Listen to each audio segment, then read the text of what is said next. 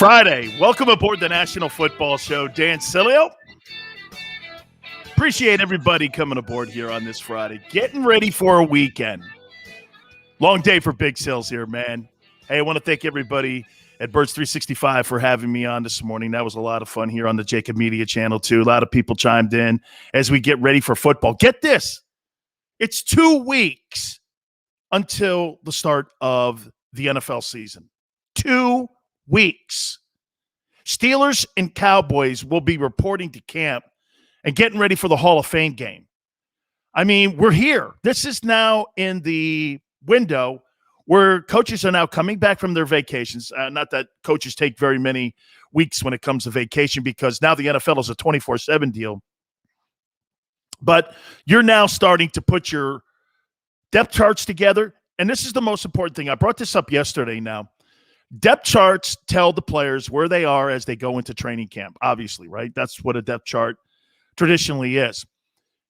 It's also messaging for these players. Hey, if you're a starter and you were maybe a starter for the last 5 years, and all of a sudden you've been dropped to number 2, what does that usually mean? Well, you're either making too much money or the guy they drafted, they want to replace you with because he makes less money. And if it's compatible where both the talents are equal, they're going to cut the guy with the big money because they're always trying to manipulate the salary cap. Got to always understand that. So when you see these rosters and these depth charts that are being posted, it's very informative to know what the team thinks of where they are currently and where they think they'll be at the end of the season. So that's why this next couple weeks here is going to be very important when we're talking about getting ready for the upcoming NFL season. College football, will hit on that a little bit too later on. Gotta love the fact that I get a chance to catch up with my friend, Howard Balzer, Hall of Fame voter. He is a guy that is plugged in at Sports Illustrated, and there's no question about it. We will ask him about numerous topics that are there as we get ready for the start of the NFL season. So Howard Balzer will join us. That'll be at the bottom of the hour. We will talk a little college and pro football with College Football Hall of Famer and 3-time Super Bowl champion Randy Cross. That'll be in hour number 2. You know, before we get going into football, though, I do want to start the show off on a pretty, I would say this, on a pretty controversial topic. I broached this yesterday, and I hit up on this on my national radio show last night. I want to do it again because I got a lot of blowback from it. And I want to make sure that I tell the end story here before we dive into this topic here. Next couple of weeks here, we're going to be celebrating our country, and we're going to be watching our Olympic athletes as they perform in Tokyo. I am one of the greatest honks on the planet when it comes to celebrating our American athletes. I love the Olympic Games. I don't care what the event is. Every time I could see the red, white, and blue, and I can hear the Star-Spangled Banner, it just means so much to me because I love this country. It's the greatest country on the planet. It affords me the ability to do what I do. It affords me the ability to do what I have done. I'm so thankful for so many things in this country, and I am just a flag-waving guy when it comes to the Olympics. There's a story, the 100-meter sprinter, Sha'Carri Richardson, who has been suspended and will not be able to perform at the Olympic Games coming up because she smoked pot. Okay. And I want to make this a G-rated show here because at the end of the day here, kids watch the show, and I don't want to make it a show that, you know, you have to pull it out of the sewer. So I think you'll understand where I'm going when I say this.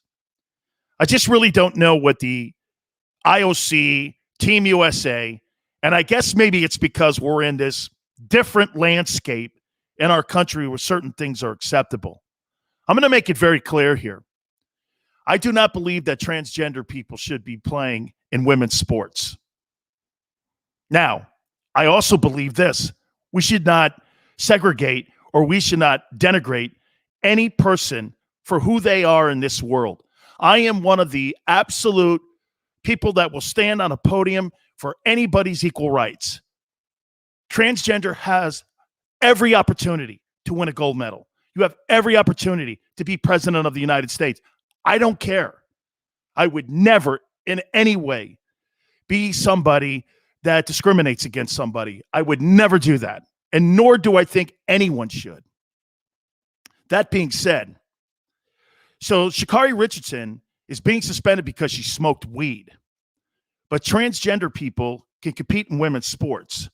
I'm not understanding the IOC's recommendations or determinations on what is acceptable and what is not acceptable.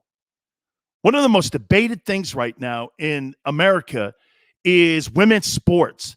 Do you know the tough hill that women's sports has had to climb to get where they are today?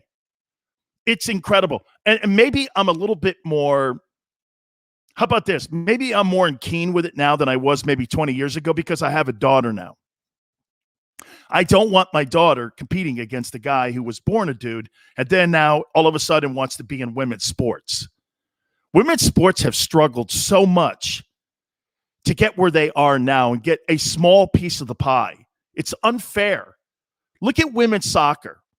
Women's soccer has carried the torch in this country and beautifully with the way that they have dominated the world. Do they have equal pay against the men who have never dominated in any way whatsoever the soccer world, ever? They're like, if you were ranking them in the top 25 college football teams, they're like 29. They're nowhere in the world scene when it comes to putting a world team together. Maybe this is the best team we'll see in the Olympic Games. I don't know. They didn't even make the last World Cup. So my point is, women's sports have struggled. How in the world do you think it's okay for a genetically born man to call himself a woman and then compete in women's sports? And once again, do I think we should have separate events for transgender in the Olympic Games? Absolutely. You want to do that? I don't care. I have no problem with that. But why invade in women's sports? You're kicking this girl out, Sha'Carri Richardson, because she smoked weed? Jesus criminy, really? My problem with that whole thing is her decision-making going into the Olympic trials. Not the fact she smoked pot. It's her decision-making. It's her discipline that I'm disappointed in. But then when you look at the other vehicles that are going against women's sports, now you add this component into it. Who were the people that actually thought that was a good idea and legislated that in, that you could compete in women's sports? I find it preposterous. And you know what you get automatically when you say stuff like this? You're like a homophobe or you hate transgenders. That's not the case. That's not anything. And I want that to be very clear here. That's not the case. I think they have every right to win an Olympic gold medal. Every right. No problem. But I don't think you have the right to go in women's sports and put that on women as another roadblock for them to try to jump over. You know what's funny? I even tweeted Martina Navratilova on my Twitter page at Dan Sileo Show, and I asked her if she thought this was fair. You know what she said? She goes, I'm not sure. You know what she wants to say? Because lesbians and gay guys and everyone, they're in a tough position because you don't want to exclude. But what you do also want to do is protect your sport or women's sports. I think it's a really tough debate. I don't have the answers. I'm coming from a heterosexual position in this. So again, us sitting around, and can you imagine this? Heterosexual people are making decisions on this. I mean, I don't know. And I saw that when she got suspended and she wasn't even invited on the 4x100 relay team. I thought to myself, I go, wow, over weed? You know, we just got through talking about Josh Gordon yesterday. And Josh Gordon and all of his failed drug tests that he's had with marijuana, I just think it's a lack of discipline on his end. And I said to you, I don't have a problem with Josh Gordon smoking pot. I have a problem with Josh Gordon not being disciplined enough to do this. Hey, man, I got 16 games I got to get through. I'm not going to smoke weed during that time that consumes the 16 games. And I'll smoke my rear end off when the season's over, and we'll go from there. I would have more respect for that. I'm not going to not draft a guy that had an issue smoking pot. Like, look at a Honey Badger. Honey Badger, what was it? Like 7 tests that he failed when he was at LSU? And people tried holding that against him when he got put into the NFL draft. Cost him a Heisman Trophy candidate opportunity when he was at LSU over weed. Sorry. Okay, that's something I'm not going to hold against a kid. I will hold decision-making against the kid. Not going to sit here and hold the fact that he is a pot smoker. I would make this point to you. If the NFL was anything like they are right now when it comes to weed, Ricky Williams, the former Miami Dolphin and New Orleans Saints running back, might be in the Pro Football Hall of Fame. Instead of breaking his stones every year over smoking pot, maybe Williams, maybe he was in the foresight that was a better way of managing his pain. I told you this before. You know what's crazy? Think about this for a second, too, in the NFL. So they'll give you Percocets and Percodans to dope your ass up like a junkie so that they can get your ass on the field. Performance enhancing? You think cortisone shots? Have you ever had one? Cortisone shots is performance enhancing. If it allows you to go out there and play and you're injured, that's performance enhancing also. So think of this for a second. 1 year, my rookie year, I had 2 cortisone shots, which was way over the line. And I'm taking Percocets and Percodents. I'm like a junkie in my rookie year. I didn't know if I had concussions or not. I didn't know if I was seriously injured. I couldn't feel anything. But if you have an opportunity now to have an alternative, I'm for this too, by the way. CBD oils and all of that. Anything that doesn't attack your liver, I am 100% for. You know, when you take pills, and not to go into the weeds here on you, but when you take pills and you take Percocets or Valiums or any of these things, they go through your liver 50 times. When you take an injectable, goes once. Or when you smoke, it's in your system once. You're not attacking your liver. Liver disease with pro football players is one of the number one reasons that you see the demise of many of your heroes and superstars when they get older, is because of all the abuse that they had when it came to staying on the football field. So, I've been watching this story, and I'm thinking to myself, we had Christine Brennan on the other day, and I'm thinking to myself, Jesus, man, why are we so stuck in the mud on pot? The negative connotations that are surrounding weed, they dwarf in comparison to what the damage that cigarette smoking has done or cigar smoking.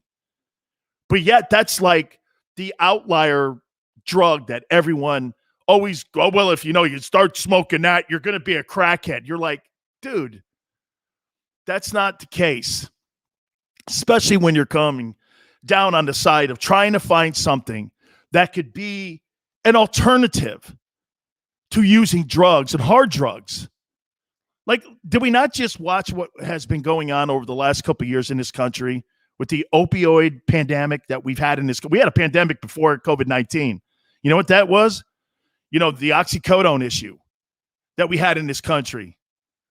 We get all of our medicine from China. They doped our country up on that stuff. CVS and all these companies and all these people that were putting out these oxycodones, they were turning Americans into junkies. Who wants that? Come up with an alternative, man. This all leads to, I think it's going to be more a debated thing on whether or not the IOC is going to sit around any longer and really drug test for pot. Why? It's not performance enhancing. Have you ever smoked pot? If anything, man, you're looking for a bag of Cheetos. You're not looking to sit there and think, hey, man, if I smoke 3 joints, you know what? This will make me faster. No. That's 3 Anadrol 50s will make you faster. We're talking about PEDs versus smoking pot. Come on, man. So that case is weird. They won't debate transgenders in women's sports, but they'll debate and keep someone down and not allow to reach your dream because you smoke pot. I think that's an F for Team USA and the Olympic cause, okay? Be more progressive. Stop being afraid. All right. I said to you we're 2 weeks out from the start of the NFL camps, and the Steelers and Cowboys are getting ready to tee it up and get ready for the Hall of Fame game. Has anyone heard anything out of the Deshaun Watson camp? I want to show you, I've been getting on the last couple of days a little bit on how the Philadelphia Eagles have kind of unraveled over the last 3 years in their front office. Let me show you a front office that has never been together and has never really gotten it right when it comes to being a culture that you wanted to play at. I get why Deshaun Watson doesn't want to be there. It's a Harry-Carry culture. And what I mean by that, it's all over the place. You're 2 weeks into your season or getting ready for your season, and you don't know what the quarterback situation is going to be. Have you already told Tyrod Taylor he's going to be the starter going into 2021? What's the latest on Deshaun Watson? Does the team know what and who's going to be leading them going into September? Do you have any idea? I know I don't. By the way, that dumbass agent of his, David Magula, I tweeted at him about 4 months ago. You know what he did? Guy thought he was going to embarrass me. He did a little bit. If you go over and you tweet that or you Google it, you'll see that, well, Deshaun Watson has never said he's not going to show up to organized team activities, and he's not going to show up to mini camps. Well, he never did. And I was right. He was dead wrong. Deshaun Watson, get this. He ended up blocking me, and I'm a fan of his. Because you know why? I kept asking the agent, what's the latest? What's the latest? I have never said a disparaging comment towards Deshaun Watson, but he blocked me yesterday. Or maybe it was before that because I never really checked until somebody said something to me. And I was like, you blocked me for what? For asking your agent what the latest is in your case? And like I said, I have been a fan of his. So because I went after the agent, Deshaun got a little bit, I guess, I don't know, peeved. Maybe he was nervous. Maybe it kept showing up on his timeline. I don't know. It's funny, I got his cell phone number. Maybe I should text him and ask him. I do have his cell phone number. And maybe I should ask him because I've never spoken to him, but once I think I did when he was in college at Clemson. And great conversation with him. But because of what's going on with the sexual assault allegations and these civil cases, we don't know where it's going here. And you know what? Is this by design by the Texans? Is this by design by the league? Have you ever in your life, with a case that's got 22 women who are accusing Deshaun Watson of sexual misconduct? Think of that again. I just said it. Sexual misconduct. Have you ever seen the NFL sit on their hands like this? I've never. I think the NFL is afraid of undermining the value of the player if they do anything publicly. Now, maybe they're saying something privately. Rusty Hardin, Deshaun Watson's agent, has said nothing over the last 2 months. This guy Busby, who's the attorney for all of these women, he said nothing either. So that leads me to believe that there's settlements that are being negotiated between the two parties. Will he be suspended? Look, I'm throwing things against the wall here. I don't know because the league has left it out there. But my point again is to the Texans. If you're sitting there and you're looking at the new coach, Culley, he goes in there and you're like, okay, I don't even know if my quarterback's going to be available to me in September for the opener. I mean, I believe they play the Jaguars. You don't know if your guy who you just gave, and know this, who you just gave a year ago a $38 million per year contract is going to be in a Texans uniform. You talk about a crappy organization, lack of communication, awful environment.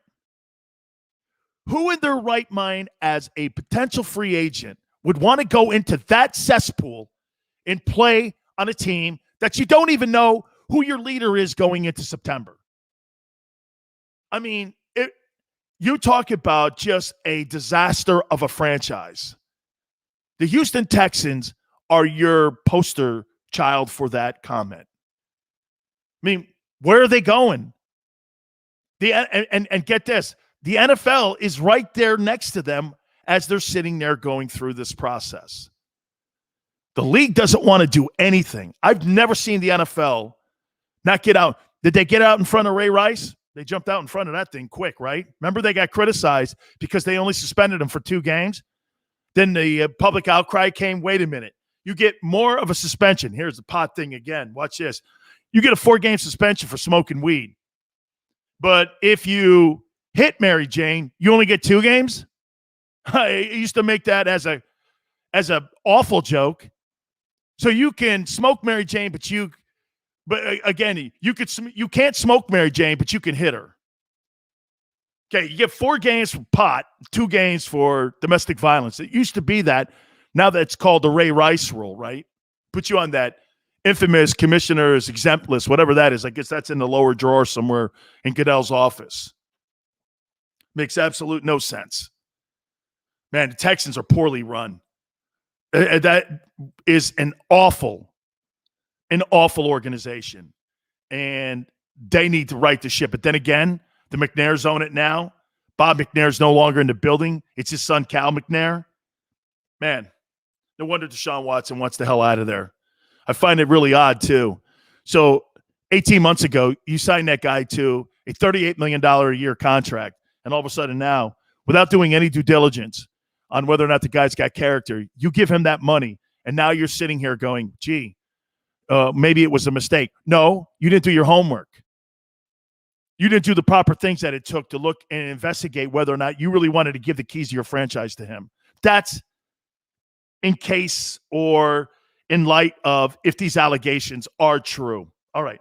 I want to take a brief time out. We're going to talk with our friend Howard Balzer. We'll get his thoughts on all of this and all the things as we lead into 2 weeks from training camp starting up for the Cowboys and Steelers. We'll do that next. You keep it here on the National Football Show. I get scared sometimes. Of a lot of things.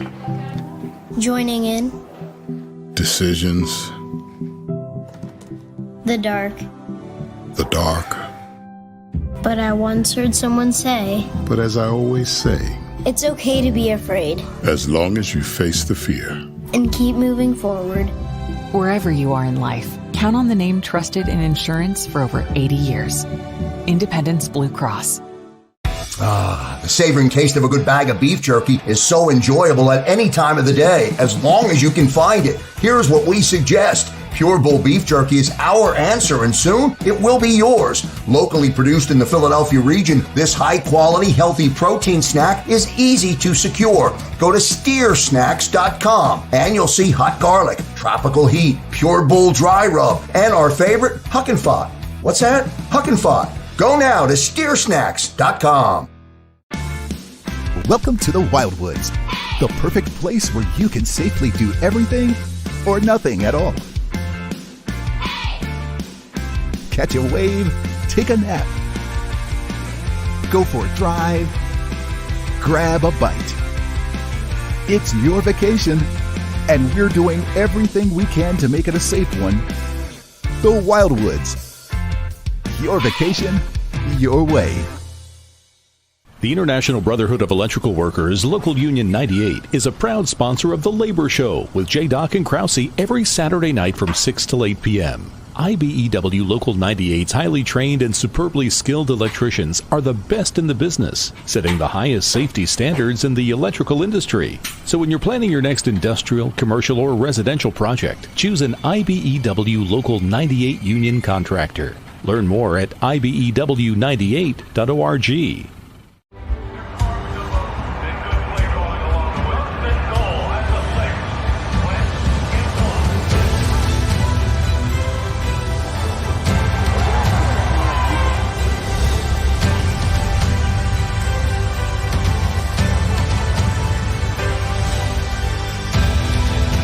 Field of life, First Trust Bank is there for you. Champions on three. 1, 2, 3. Because Philadelphia dreams deserve a Philadelphia bank. This is a key. It's a family tree. It's a pair of wings. It's a secret handshake. And a ticket to anywhere in the world. It's more than a uniform. It's the door to a world most people only dream of. There's Strong, and then there's Army Strong. Try it on at GoArmy.com.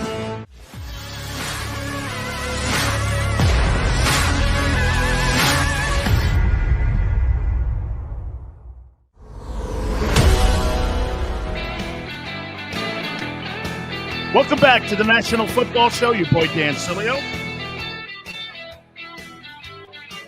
Once again, I want to make it very clear what I said about Sha'Carri and that dilemma, okay?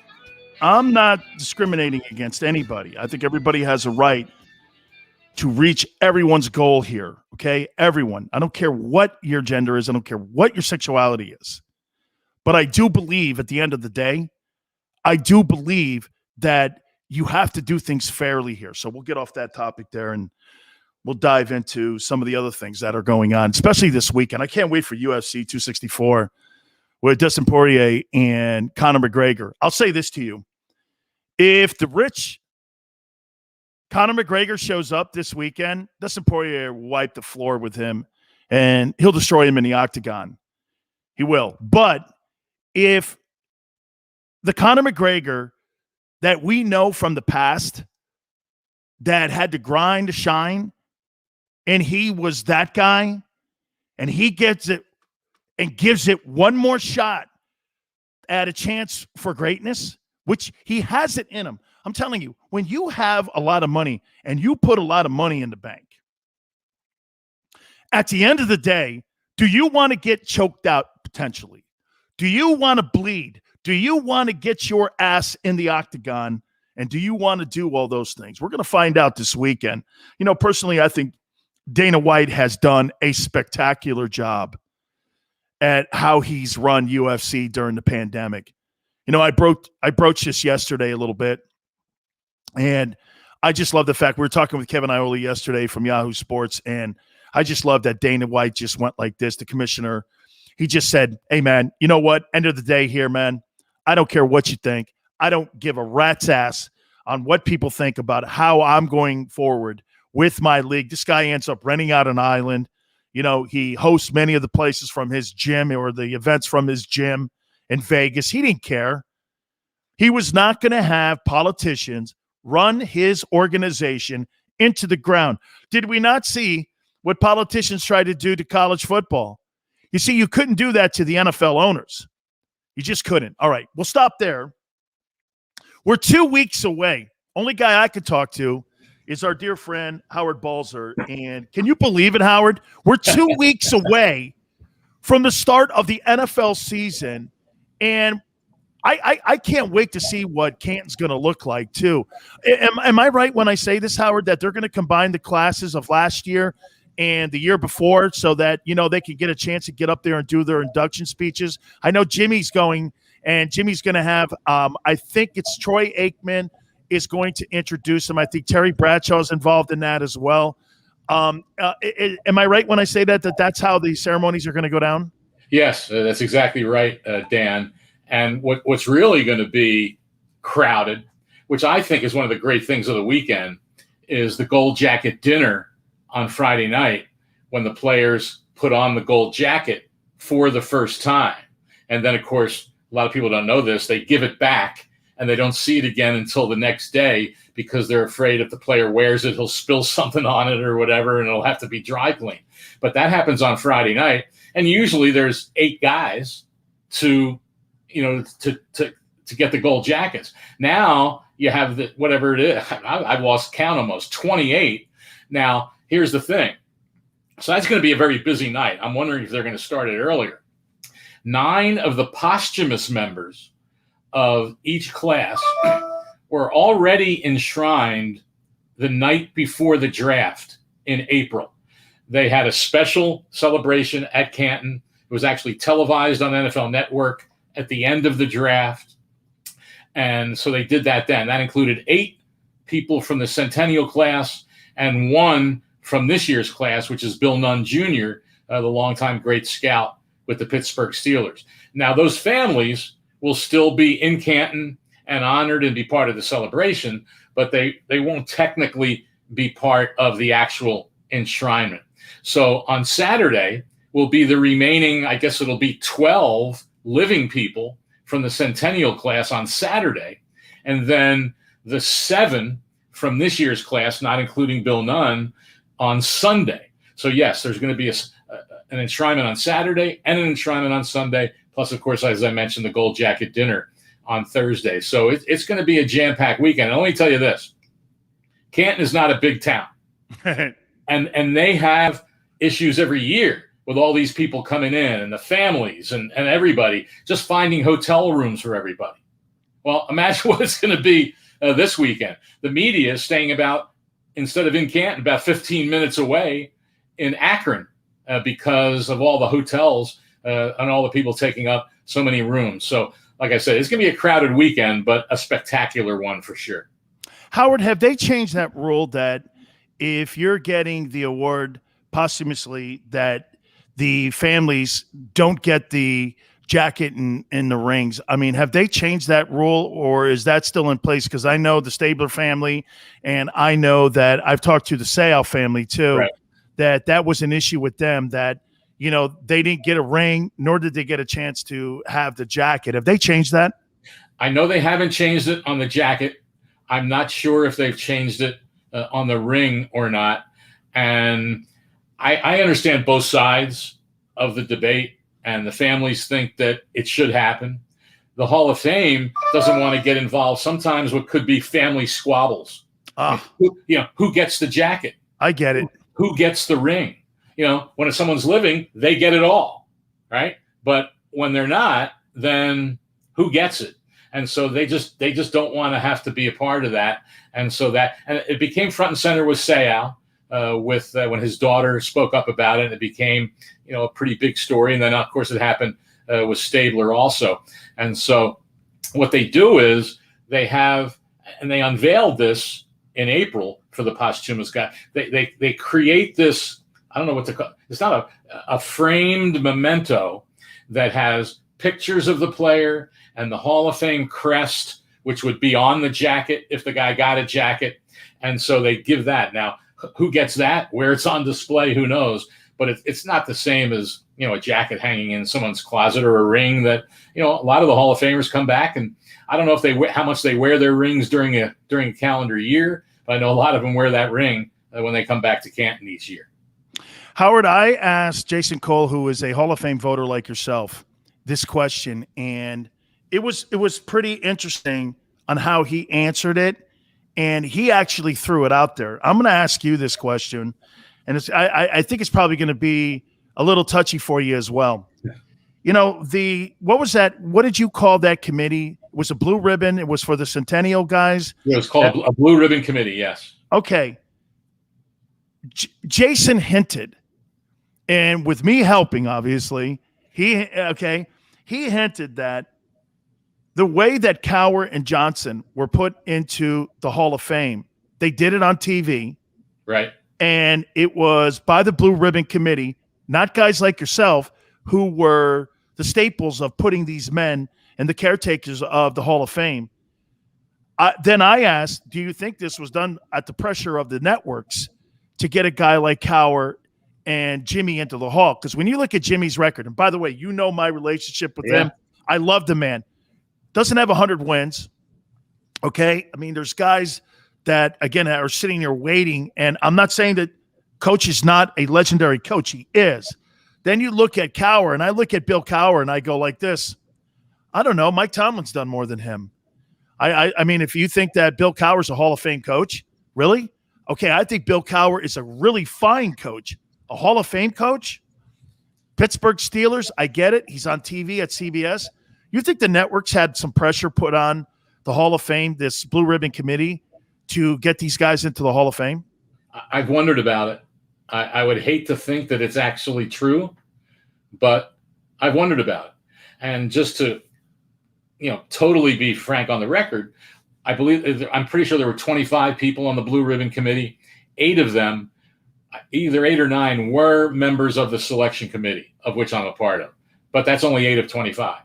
I think it was notable that in previous years, a coach like Don Coryell had been a finalist in the regular process. And that was a finalist when you went up against players. Now there's a separate coach category.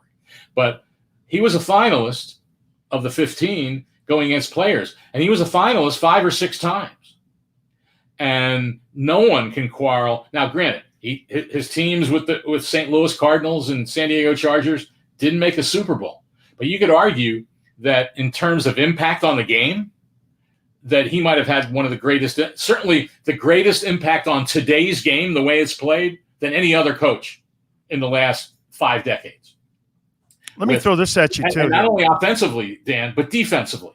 With Bill Walsh, all of a sudden when they put 3 and 4 receivers out there, empty backfields and all this stuff, well, that changed the way defenses played, moving more to the rotational guys and nickel backs and all those things. And yet Don Coryell doesn't go into that Centennial class, and also gets jumped by Tom Flores, last year by the coaches committee. So a lot of times things happen that some of us say, how did that occur?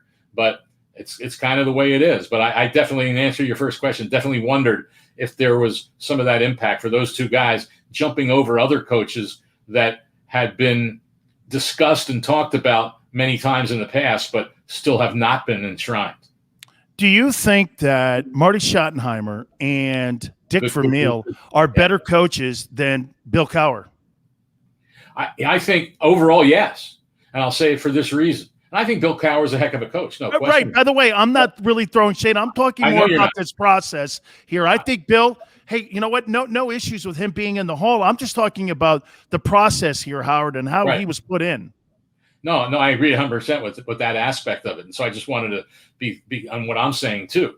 But Dick Vermeil and Marty Schottenheimer, what was to me signature about them is that wherever they went, they not only were excellent coaches, but turned programs around that weren't very good before it. Dick Vermeil with the Eagles and the Rams turned around franchises that had been horrible for almost an entire decade. And by the 3rd year, we're in a Super Bowl. And then he went to Kansas City. The Chiefs weren't as bad as those previous 2, but they had been mediocre several years before that. And in the 3rd year there, they were only a couple steps away from making the Super Bowl. So I think that has to be considered. Let's be honest. Jimmy Johnson wasn't successful in Miami. Tom Flores bombed in Seattle when he went there. Marty Schottenheimer didn't bomb anywhere. Dick Vermeil didn't bomb anywhere. Marty, unfortunately, has that stigma of not being very good in the postseason, which I think we've talked about this before, where we put so much on winning that we don't overall look at it. Well, once you get to the postseason, you're coaching or playing against the best, and somebody has to lose. And I don't think that should be held against someone. Now, granted, if you're comparing one guy to another and one team has won, well, sometimes they just have the better players, or they've lost. They lose to better teams. I mean, what the heck? Peyton Manning with the Colts was a part of one Super Bowl winner because they're always losing to the Patriots. I mean, is that a knock on Peyton Manning? No, it's just the way sports is at times. So yeah, I'm with you on those 2 guys. You could put Mike Holmgren in the conversation. A lot of people think Dan Reeves should be discussed a lot more seriously. There's definitely some coaches that deserve to be in, and I believe that's why, Dan, they've created this coach category, because it was separate, because it was very hard for a coach to get in when they're taking away a spot in the final 15 from a player. Now a coach isn't taking a spot from anyone. So we're going to see some of these guys who have been deserving to start getting in these upcoming years. Couple questions here on what's going on in the NFL here now too. Now I find out that Josh Allen hasn't been vaccinated, along with Cole Beasley. And how about this one too? Dak Prescott, as we mentioned the last time, has not been vaccinated. I don't know how the NFL is going to handle this, Howard. I mean, You're talking about signature guys, and then you're making the fans get vaccinated going into some of these facilities around the country. How are you going to sell that to the fans? And yet you're talking about some of your signature faces not being vaccinated and basically on the side of the anti-vaccination. I mean, could this obviously stop also Josh Allen's contract from getting done here? Cole Beasley said he might not play. I mean, this is quite a distraction going into the season, especially on the heels of what we're seeing in Tokyo right now with an emergency lockdown. So it's got to put the NFL on blast, no? It definitely does. And the NFL is pretty much mandated that all Tier 1 and Tier 2 personnel in the NFL, which is anybody that comes in contact with a player, and those are, whether it's PR people, whether it's coaches, whatever it is, they have to be mandated. They have to be vaccinated. Now, of course, those guys aren't in a union. And so that, the interesting thing about Cole Beasley is, okay, it's one thing to say, I don't believe in vaccinations. It's another thing to throw stones at the NFLPA. Because if it wasn't for the NFLPA, the NFL would be telling all players, you have to be vaccinated. So he's criticizing a union that stood up for players' rights. But the union does believe that players should be vaccinated. And here's where it'll become an issue. It will become an issue when one of these star players tests positive on a Thursday or whatever day it might be, and then they can't play on Sunday. Then we'll see what happens. If they were unvaccinated, if they had been vaccinated, they might be able to play, or they wouldn't be tested as much. But those guys that aren't vaccinated, they're going to be tested every day. They can't eat meals with their teammates. When they go on the road during the season, they're not allowed out of their hotel room. During bye weeks, they can't go home. They have to stay in the city where they are and still go to the facility and be tested every day. So I wonder, some of these guys, when they realize that this is going to be the same as it was last year for everybody, that they're going to say, hey, I better get vaccinated, and it'll hurt my team if I test positive through no fault of their own. Who knows who they come in contact with outside the facility. So that's where it'll be a real issue, especially if it's a named player that has to miss a game. I mean, we saw Chris Paul in the NBA miss a couple games, and there would have been more if the Suns didn't have a week off between their previous series and when the next one started, and he had been vaccinated. But the NBA protocols were a little bit different, and he still had to, quarantine. Well, and he wasn't the same player when he came back either. I mean, we saw Cam Newton last year when he was out for 11 or 12 days. He just wasn't the same player mentally and physically after that happened, when you can't do anything physical, basically, for, a relatively extended period of time. So I think that's where it'll really become a big story when someone can't play and it hurts his team because he wasn't vaccinated. Howard, I think there's a lot of things as we get ready for the upcoming season in 2 weeks here. Cowboys and Steelers showing up in Canton there for the Hall of Fame game. Thank you so much, brother. I appreciate you doing this, man. My pleasure. Anytime, Dan. Always enjoy it. Take care. You got it. Howard Balzer from Sports Illustrated. We really appreciate that. One of my favorite sports talk guys in the history of the profession is Howard Eskin. And let me tell you something, man. He is such a dear friend of the show. We text him prior to going on the air. Of course, he agreed. We'll do it next. We'll talk with Howard Eskin from WIP next in Philadelphia, right here on the National Football Show. I get scared sometimes. Of a lot of things. Joining in. Decisions. The dark. The dark. But I once heard someone say, But as I always say, it's okay to be afraid. As long as you face the fear. And keep moving forward. Wherever you are in life, count on the name trusted in insurance for over 80 years. Independence Blue Cross.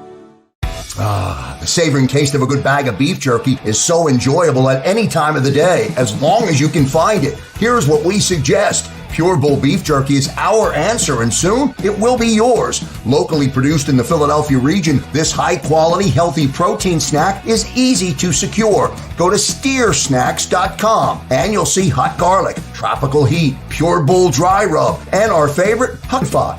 What's that? Huck and Fod. Go now to steersnacks.com.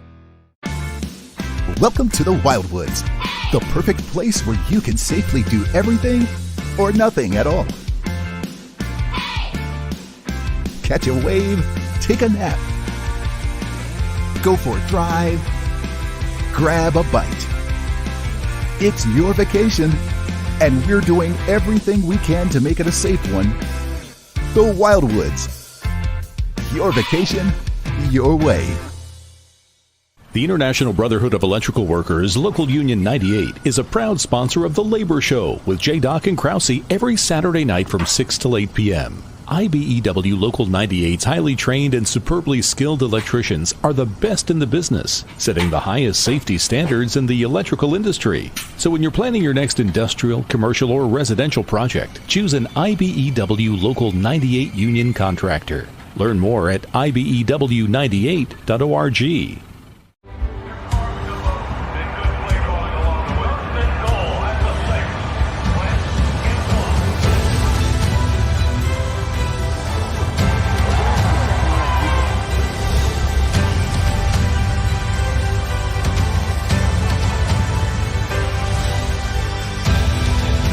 Field of life, First Trust Bank is there for you. Champions on three. 1, 2, 3. Because Philadelphia dreams deserve a Philadelphia bank. This is a key. It's a family tree. It's a pair of wings. It's a secret handshake. And a ticket to anywhere in the world. It's more than a uniform. It's the door to a world most people only dream of. There's Strong, and then there's Army Strong. Try it on at GoArmy.com.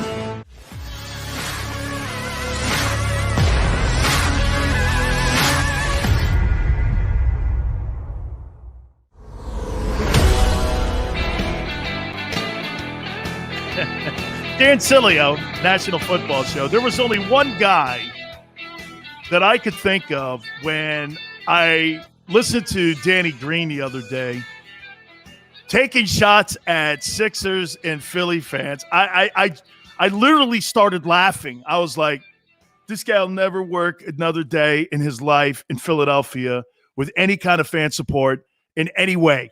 I mean, what a dumb move. What an unbelievably poorly calculated move. There's only one guy I could think of, and I've got so much respect for this man.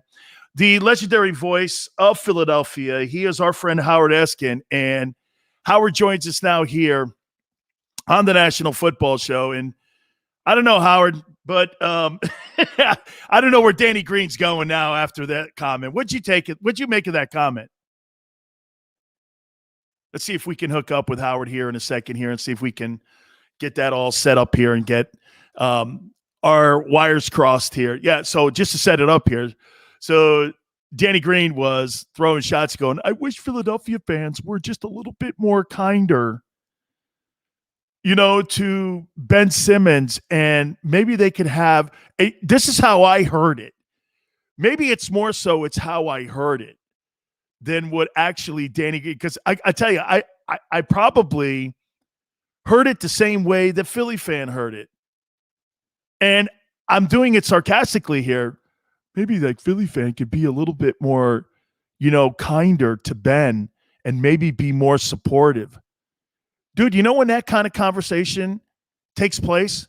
When you're talking about a kid in high school and you're like going to a high school basketball game and you're like, hey man, let's be supportive of our local high school kids here, Let's give them as much encouragement as we possibly. You talk like that when you're talking to like junior football and junior basketball guys. You don't talk to guys like that are making $300 million in a contract. And you don't talk to a guy like that that's making $300,000 a night and you say, well, I hope you're more supportive. You're more supportive? Bro, you're making $300,000 a night. Not going to sit here and be more supportive on a guy that throws bricks against the backboard. It's not where we're going here, man. I could just imagine. And the first guy I thought of was Howard Eskin, man. Howard, that's the first thing I thought of was you with Danny Green. I'm going, hey, maybe Philly fan could be a little bit more supportive of the dude. And I was going like, I've got to get Howard on because, dude, you talk like that to high school basketball players. You don't talk like that to NBA guys. Thanks so much for doing it. Just your spin on it, Howard. All right. Well, number one, he's defending probably the biggest fraud of an athlete in Philadelphia in the last, I would say at least, 5 years since he's been in the league, and that's Ben Simmons. A total fraud, dismissive, lazy because he won't work with coaches, and you're going to defend this guy. For these fans putting up with Ben Simmons for 5 years, not reaching the potential, and I think the expectations were way too high. Heck, he had a losing team at LSU, and he's supposed to be a star. He shouldn't have been the number one pick. It should have been Brandon Ingram, but that's past history. But the fans in Philadelphia called me a hater because for the last at least few years, I've criticized him and said the 76ers will never win a championship with Ben Simmons. And then the fans finally realized. There's one area in which I was wrong. I said that Ben Simmons, and I'll get to Danny Green in a second. I said that Ben Simmons was the only guy in the NBA that wouldn't take a 13-foot jump shot. I was wrong. He's the only guy in the NBA who won't take a dunk, who won't dunk the ball because he's afraid he's going to get fouled from behind. And Danny Green has to defend him. Danny Green didn't even finish the cup of coffee that he's had here in Philadelphia, and I don't think he's going to get to finish it because it was a one-year deal. You know, he's okay as a role bench player, and they used him for a little more than that. He's trying to be nice, but you don't criticize the fans and tell them they got to be behind you when the player's not doing his best to be his best. And that was a total mistake. Not only do the fans now want Ben Simmons out of here, they want Danny Green out of here. And if they're both out of here, the team's going to be no worse off than they were before. And without Ben Simmons, I think it's addition by subtraction. But for Danny Green to say, what a moron. I mean, he's just a total dope for saying that. And obviously, he doesn't understand Philadelphia. He doesn't understand these fans who put up with a lot. And he just got to shut his mouth and finish that cup of coffee somewhere else because it won't be here. I'll tell you what, too, Howard. I made this comment yesterday about the situation in Philly with him.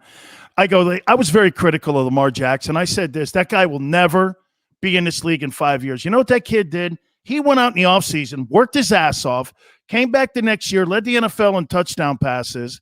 He was a Pro Bowler. He's won 80% of his games. And I went like this. That kid right there is a prime example of somebody who I thought was not going to get better at that position, who's getting better. You know why? He works at his craft. Who was ever telling Ben Simmons that he's a great player? I mean, maybe this is an organizational thing too, Howard, maybe because you're closer than I am. I'm looking at it from 30,000 feet. I mean, what have they been telling him for the last couple of years? I mean, it doesn't look like he's worked at his game. It looks like he's regressed in his game. How much is Doc accountable also for this whole scenario in this situation? Or is Doc off to the side on this? All right, well, let me just tell you, it's no longer Doc Rivers in Philadelphia. It's Glenn Rivers in Philadelphia. He does deserve the name of Doc because that's Julius Erving. All right, so let's move.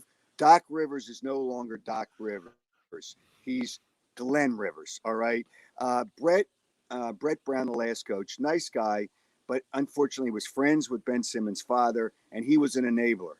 Now, Doc Rivers is stepped to be the Ben-abler because he told the people of Philadelphia it was nauseating when Glenn Rivers said, you guys just don't understand. Simmons is a treasure, and you guys just don't get it. You just don't know basketball if you don't understand that. Well, I do know this. Glenn Rivers has lost 23 consecutive deciding games. Glenn Rivers has lost 4 straight 7-game series. So Glenn Rivers just better pipe down, and he's not going to be gift wrapped the championship like he was in 2008 with the Boston Celtics when they had a great lineup when Danny Ainge put together a great roster. He's now got a coach, all right? And if he doesn't do that and he doesn't enable Ben Simmons, by the way, I have a new nickname for Ben Simmons in the last couple of years. It's Beneman. It's Benjamin without the J because he doesn't have a J. So I just took it out of his name. But Doc Rivers, Glenn Rivers will tell you how great he is, and he's a facilitator. If you look at his assists, He basically hands it off, and he passes the ball because he's afraid to go to the basket because he doesn't want to get fouled. So he just throws it back, and if a guy hits a jump shot from 3, he gets an assist. He's not like Trae Young. There's a lot of good player. I mean, Chris Paul, you can't compare him to Chris Paul, especially not because of the final situation. But the reality is, Benjamin just doesn't do the things you need to win. And for Glenn Rivers to tell us how wonderful he is, I might put both those guys in the fraud category. I already have Simmons, and I might put Glenn Rivers in that fraud category. They had the best chance of getting to the finals this year. I don't think they're going to get there next year. I mean, Joel Embiid is a terrific player. Doesn't stay healthy, and he can't give you 38 minutes a game without being cast in the fourth quarter. So that's a little bit of an issue. Is he a really, really, really good player? Yes. But the problem here in Philadelphia is Ben Simmons anointed himself the defensive player of the year. The guard hasn't won since 1996. Gary Payton won 1 year. And even Michael Jordan, who was a great defender, only won 1 year, the year before that. And then Joel Embiid said he was the MVP. Can't be MVP when you miss 20 games. And then Jokic plays every game of the year and is basically an assist away from a triple-double for a center. So these guys just – and the fans here allowed it. So for Danny Green to criticize the fans for kissing their rear end and kissing it all the time, and they get both cheeks too. They just don't do one cheek. They do both cheeks here in Philadelphia. And to do that and him criticize him, and then Glenn Rivers, it's going to be hard to change that. And I know Julia's serving so well. It's just terrible. Call another guy Doc in Philadelphia. Glenn Rivers has got to just coach, not tell us he's a treasure. And if Ben Simmons is here with the Sixers this year, these fans will go ballistic. As soon as he comes out on the court the first game, they'll let him have it. As soon as he misses his first free throw, and we know that's going to happen, they'll let him have it. And it's just a bad look. He went out and bought a home in L.A. for $17.5 million. Okay, that's fine. He has the right, and that's what he cares about is his money. And that's really all he cares about is his money. So do that is fine. But to now go with his newfound girlfriend, I don't know if they found themselves on the internet. I don't know what happened. Instagram. But to go to Wimbledon when he's supposed to be, it's all social media. He loves social media. But maybe it's one of Deshaun Watson's. Maybe one of the. Hey, Howard. Maybe it's one of Deshaun Watson's. Things. I don't know. I'm just throwing that in there. Please continue. I won't. But you're supposed to give the people a good look and to be front and center when you're supposed to be working on your basketball skills. And I will tell you this: Ben Simmons, for the 5 years he's been here, has not spent 1 minute in team facility in the off season working on his game. And I know Giannis, and I know Giannis because I know people with the Bucks. He's in there every off season working to try to get better at everything he does. But Benjamin hasn't been in their facility ever in the off season until they're required to come in. It's terrible. They can't win. The Sixers can't win with him. Just can't win. And I don't know if they can win with Glenn Rivers. But there's a lot of issues here. And Danny Green just compounded all that nonsense with what he said.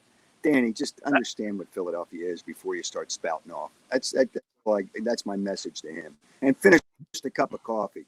Do it.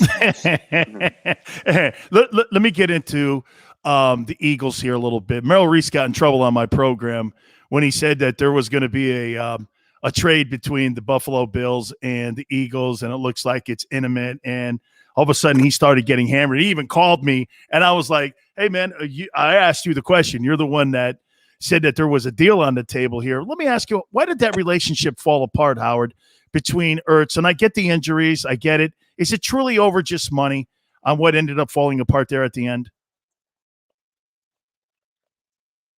Well, they got another tight end in Dallas Goedert, who's going to be the number one guy. I think I love Zach Ertz. I love what he brought to the locker room. I love what he brought to the field. But he's been injured the last 2 years, and he's making a lot of money. And the Eagles tried hard, and I assume Zach's agent put it out there that there was all these trades. I know Buffalo really didn't. There really wasn't any talk. I mean, there's the normal general managers talk to general managers and names come up, but there wasn't any serious talk.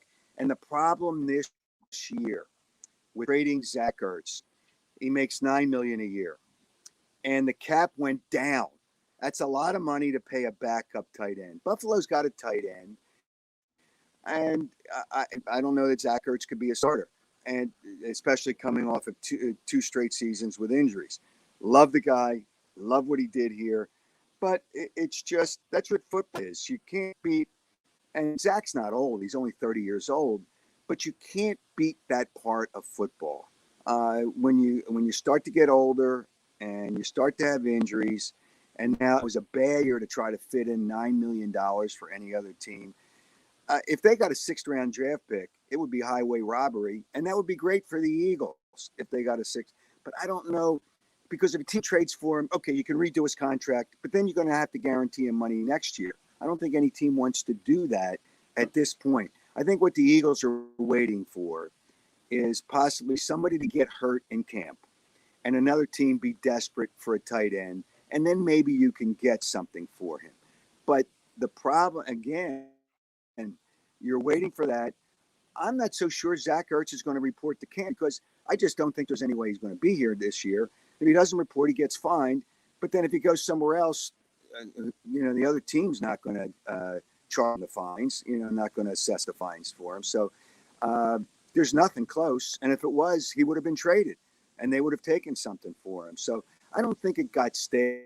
I think it's fact of the business of football. And I think that's what it comes down to. Zach loves the area. His family moved here. I get all that. But, there's times you have to move on. I would not be shocked if after all this happens, I wouldn't be shocked at all if the Eagles eventually just say, all right, we're going to have to release you and go where you want. Ends up in Indianapolis with Carson Wentz. That wouldn't shock me a little bit. Have to redo his contract, obviously, but he and Wentz are really, really tight, and they really worked well together. So that wouldn't shock me if that happens in the end, but it's not going to be with a trade. It would have to be with a release, and then the other team sign him. At least that's the way, unless, again, some other team comes up with an injury. Howard, Merrill Reese also said this in his 50 years covering the team. He said that he has not seen a more electric guy on the football field. Now, again, you and I know this. It's helmets and shorts, dude. I mean, let's not get over our skis here a little bit. But he is just absolutely taken by Devontae Smith and what it looks like he could become in this league. Now, my big criticism on this pick here is if you're going to take a wideout, man, you need to have the signal caller that can get him the ball. I mean, I don't care what that wideout is. If you don't have the guy that can get him the ball and he's an accurate guy, I mean, can a receiver help the quarterback? Yeah, but I always thought Montana helped Rice more so than the other way. Remember, Montana won that first Super Bowl, and there was no Jerry Rice on that 49ers team. There was Freddie Solomon and Henry Cooper and them dudes.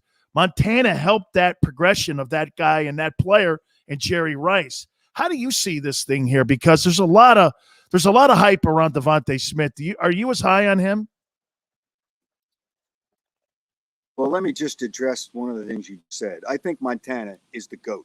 You can take Me Tom too. Brady in today's game, and you can give me Tom Brady all you want, because there's 2 Super Bowls he didn't win. Atlanta lost one and Seattle lost one. So and he played in a division, the worst division in football, so they always got a bye every year. So the reality is that's one thing. All right, so I addressed the Montana, but that's not what you – I think Devontae Smith will be really exciting, lightning. Boy, I watch him, without a uniform on and just shorts. His legs are toothpicks. Guy so tiny, but he's fast. He's Deshaun Jackson speed-wise, although Deshaun was great. But Deshaun got hurt later in his career. For 3 years, I think Devontae Smith is going to be a really, really exciting player. But you got to worry about a guy that small. And people say, oh, he can gain weight. Guys like that, a lot of times just don't gain weight. Deshaun Jackson never gained weight. So I think he's going to be really exciting. But you're right about the quarterback. And the quarterback's got to make good throws. He's got to make good reads. And if the other doubles him and they force – and I don't know about Jalen Hurts, and I don't think the Eagles know about Jalen Hurts.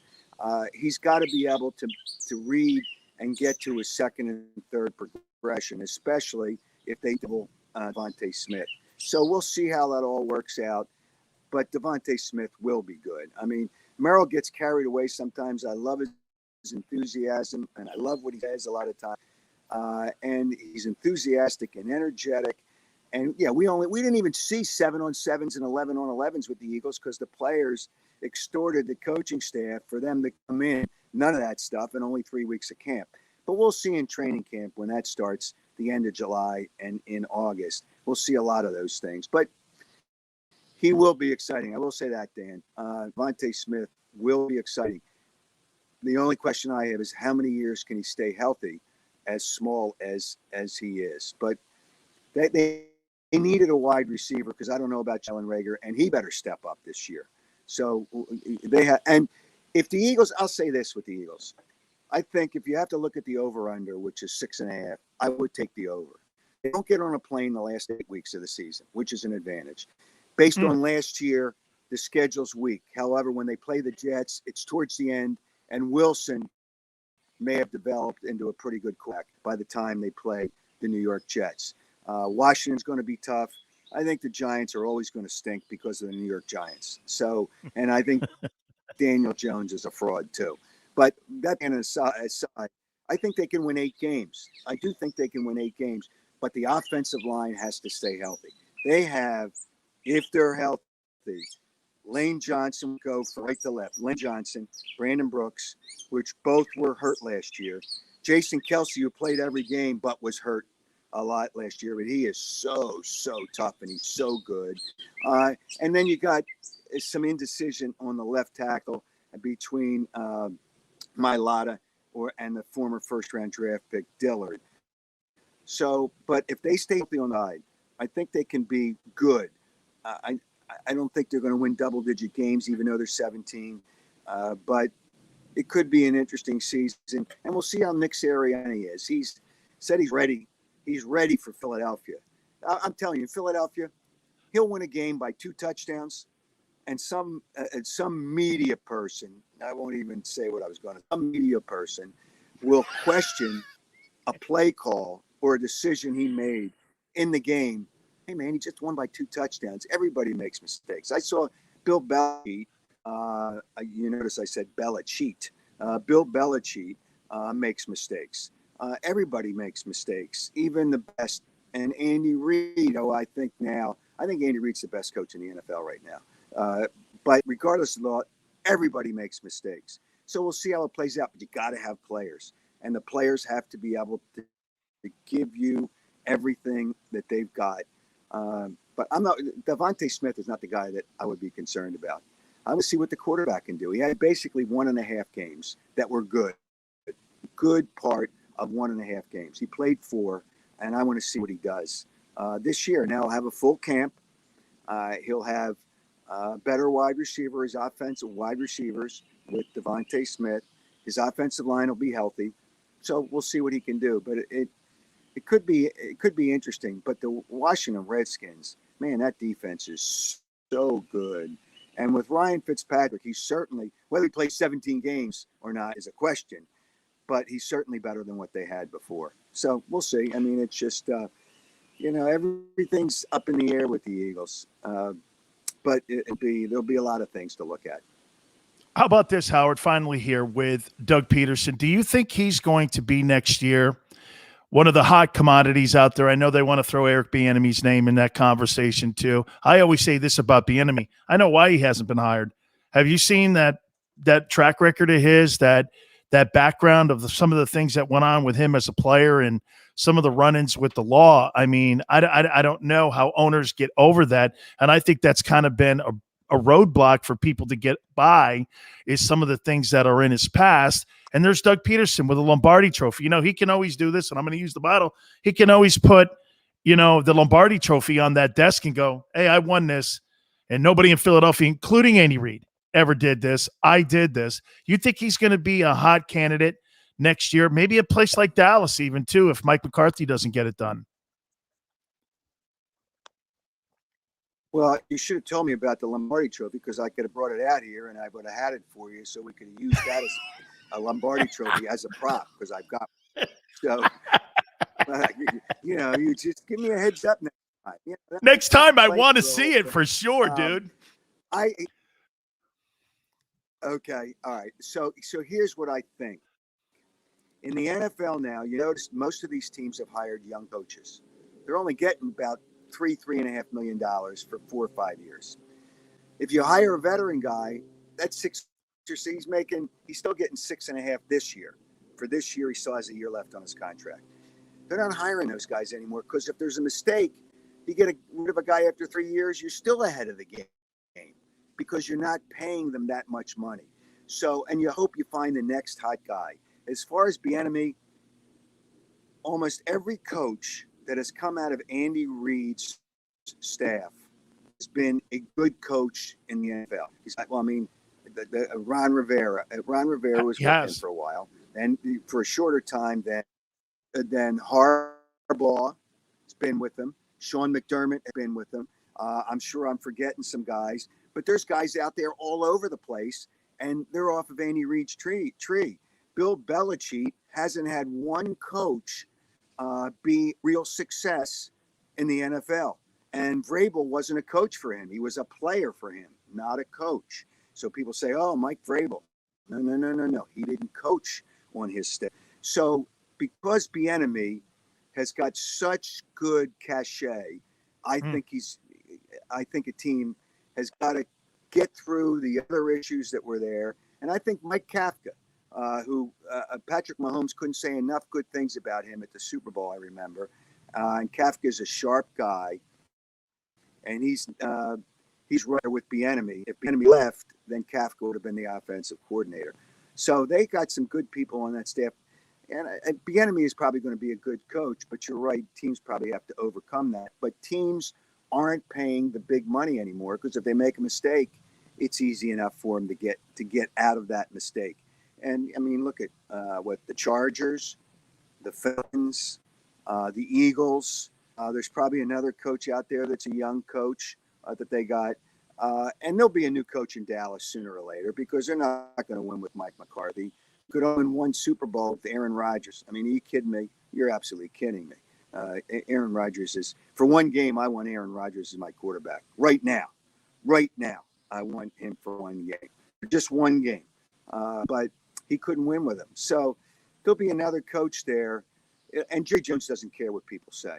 If he's going to find a good coach, he'll find a way to get over it. If Bieniemy's a coach in the NFL, then he should be allowed to coach at a higher level, assuming that you don't lie about the situations and you tell everybody the truth, which what's his name, Jacksonville didn't do with his special teams coach. Yes, the Zach Smith, coach in Jacksonville. Yes, right. The weightlifting coach that came over from Iowa. The head coach is, why do I forget his name? The Ohio State and Florida. I don't forget the head coach. Urban Meyer. I went brain dead on the head coach there. Urban Meyer. Hey, Howard, I got a name for Urban Meyer. I call him Urban Liar. And that's I'll tell you what, it's a good name for him. Hey, you tell me he didn't know Aaron Hernandez was had problems when he was at Florida, going back to Florida. What do you have? 31 arrests of players when he was at the University 36 of Florida? arrests in 6 years. If he'd have told the truth. If he would have told the truth about this guy, and people could have gotten through it. But once you lie, and I've always said this about Roger Clemens, the truth will set you free. And Andy Pettit didn't tell the complete truth, but he told the truth. And it set him free. And he kind of separated himself from all that steroid stuff. If you tell the truth, you get a pass because you told the truth. And that's what teams to do. But I hope Eric Bieniemy gets a job because I think he's probably going to be a good coach somewhere. So just Absolutely. the fact that he worked under Andy Reid, and Andy loves him. Absolutely. Howard, it is always great that you take time for me like this. And thank you so much, brother. Thank you again. I love the stuff that's going on in Philly with you, too. Everybody, you know what? Everybody still makes Howard Eskin relevant. Anytime you drop some love or some science on people, they always want you back, man. I mean, you're still shaking it up there in Philly. Yeah, thank you so much. Go ahead, say it. I'm going to tell you a quick story. All right? Okay. Ben Simmons, for a few years, he just wasn't good enough. So people called me a hater. One guy called up on the radio, he called me and said, "You're a hater." I said, the first thing I said is, all right, when we get through all this, I said, I'm not a hater. I learned from coaches about what he does and what he doesn't do. And I said, would you have taken James Harden, which was a chance, for Ben Simmons? When he said, I'd rather have Ben Simmons, I said, I'm done. And then I told people after the playoffs were over, I said, all you people that said that I was a hater, I said, I don't want an apology. I just want you to kiss my ass.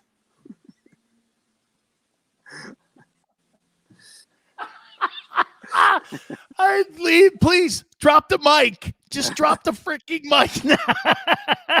Just drop the mic, Howard. Just drop the damn mic. I love you, dude. I'm going to roll, man. Have a great weekend, Howard. I love this, man. Thank you so much. That is my friend. You got it, man. Howard Eskin. Just drop the mic. I don't want it. Just kiss my ass. With that note, we take a time out here on the National Football Show. I get scared sometimes. Of a lot of things. Joining in. Decisions. The dark. The dark. But I once heard someone say, But as I always say, it's okay to be afraid. As long as you face the fear. And keep moving forward. Wherever you are in life, count on the name trusted in insurance for over 80 years. Independence Blue Cross.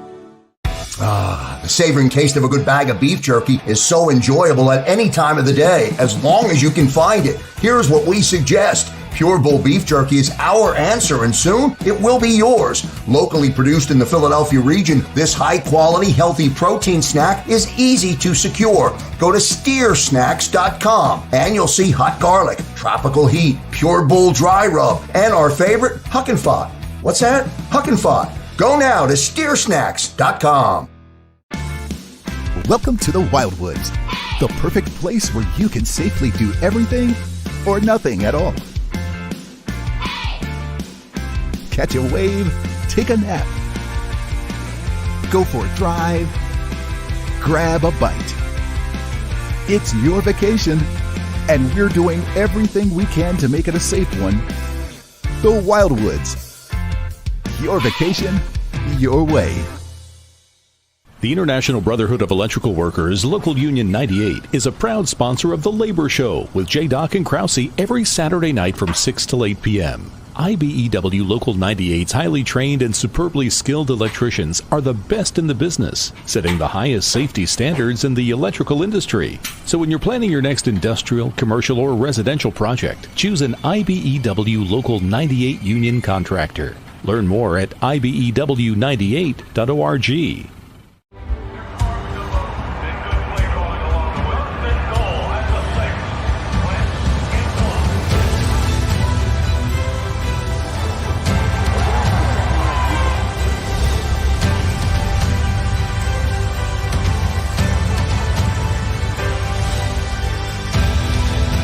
Field of life, First Trust Bank is there for you.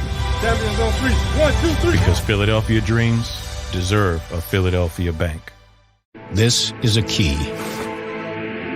It's a family tree. It's a pair of wings. It's a secret handshake. And a ticket to anywhere in the world. It's more than a uniform. It's the door to a world most people only dream of. There's Strong, and then there's Army Strong. Try it on at GoArmy.com.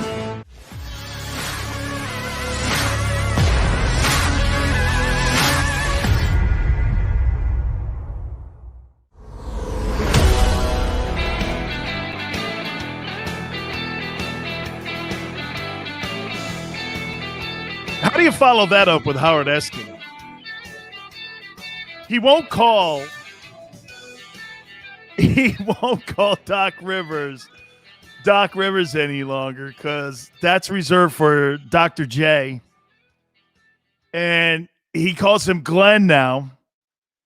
And Ben Simmons, he's taking the J out of his name because he doesn't have a J. And all the Philly fans, and by the way, see, here's the difference between Danny Green and Howard Eskin. Danny Green makes an idiotic comment towards Philly fans, okay? Howard Eskin goes, oh, so you wanted Ben Simmons over James Harden.